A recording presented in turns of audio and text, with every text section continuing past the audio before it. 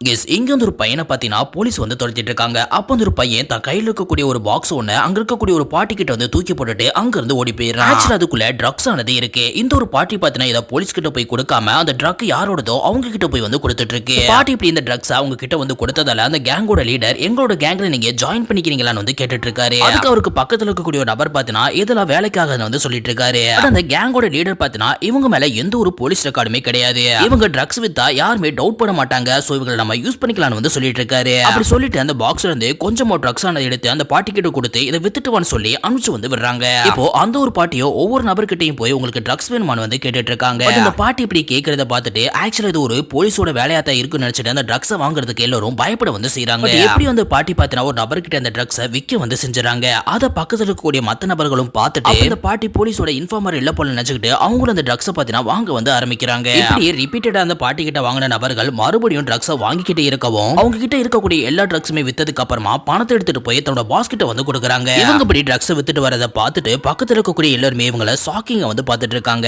அந்த கேங்கோட லீடர் பாத்தீங்கன்னா அந்த பாட்டிக்கு வித்துட்டு வந்ததுல இருந்து கமிஷன் அதை கொடுத்துட்டு மறுபடியும் இன்னொரு பாக்ஸ் விக்கிறதுக்காக அந்த பாட்டி கிட்ட வந்து கொடுக்குறாரு. இப்போ அந்த ஒரு பாக்ஸ் அந்த பாட்டி பாத்தீங்கன்னா சேல் பண்ணிட்டு இப்படியே கிட்டத்தட்ட நிறைய கஸ்டமர் பாத்தீங்கன்னா அந்த பாட்டி பிடிக்க வந்து செஞ்சிருது. இப்படி ஒரு பாட்டி ட்ரக்ஸ் ஆனதை வித்துட்டு இருக்காங்கன்னு தெரிஞ்சுக்கிட்டு மத்த செல்லர்ஸ் எல்லாம் பாத்தீங்கன்னா அந்த பாட்டியை பிடிச்சு பாட்டி கிட்ட இருக்கக்கூடிய ட்ரக்ஸ் மட்டும் விட்டுட்டு அவங்க கிட்ட இருந்த பணத்தை பாத்தீங்கன்னா பிடிங்கிட்டு வந்து போயிடறானுங்க. அப்ப கூட அந்த பாட்டி பாத்தீங்கன்னா கொஞ்சம் கூட பயப்படாம கிட்ட மீதம் இருக்கக்கூடிய அந்த ஒரு ட்ரக்ஸ் பாத்தீங்கன்னா வச்சு கேக்கானது ரெடி பண்ணி அதுல அந்த ட்ரக்ஸ் பாத்தீங்கன்னா மிக்ஸ் பண்ணி வந்து விட்டுறாங்க. இப்போ அந்த ஒரு கேக்க தன்னோட ஃபேமிலி அண்ட் ஃப்ரெண்ட்ஸ்க்கு பாத்தீங்கன்னா சாப்பிட வந்து கொடுக்குறாங்க. அவங்களும் அதை வாங்கி சாப்பிட்டு பார்த்துட்டு அது ரொம்பவே டேஸ்டா இருக்குன்னு சொல்லி மறுபடியும் வாங்கி வந்து சாப்பிடுறாங்க. இப்போ அந்த ஒரு கேக்க பாத்தீங்கன்னா அந்த பாட்டி தன்னோட கஸ்டமர்ஸ் எல்லாத்துக்குமே எடுத்துட்டு போய் இதுதான் ட்ரக்ஸ் சொல்லி வித்துட்டு அந்த பணத்தை எடுத்துட்டு போய் தன்னோட கேங் லீடர் கிட்ட பாத்தீங்கன்னா அந்த பாட்டி வந்து கொடுக்குது. இப்படி அந்த ஒரு பாட்டி பாத்தீங்கன்னா அவங்களுக்கு சேல்ஸ் ஆனதை ரொம்பவே அதிகப்படுத்தி கொடுக்கறதால எனக்கு கமிஷன் ஆனது 30% வேணும்னு சொல்லி கேட்க வந்து ஆரம்பிக்குது. மொதல் அந்த லீடர் பாத்தீங்கன்னா அதை ஏத்துக்க மாட்டேன்னு வந்து சொல்றாரு. பட் அதுக்கு அந்த ஒரு பாட்டி பாத்தீங்கன்னா மறுபடியும் என்ன மாதிரி ஒரு நல்ல டீலர் உங்களுக்கு கிடைக்க மாட்டாங்கன்னு சொல்லி அந்த நபரை பாத்தீங்கன்னா ஒத்துக்க வந்து வைக்குது.